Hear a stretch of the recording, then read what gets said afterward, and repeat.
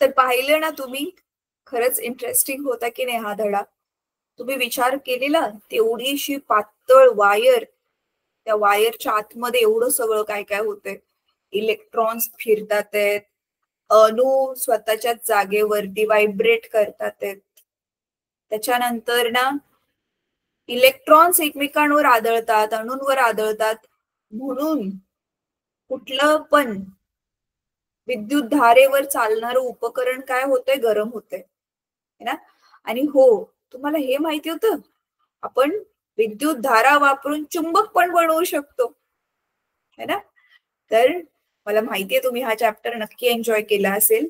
तर आता तुम्ही एन्जॉय तर केलाय चॅप्टर, पण डोक्यात किती गेलंय तुमच्या खरं खरं, अजून लक्षात किती राहिलंय, किती समजलंय, आणि तुम्ही जर तुमची टेस्ट घेतली तर तुम्हाला किती येतंय हे बघण्यासाठी आपली एक टेस्ट आहे.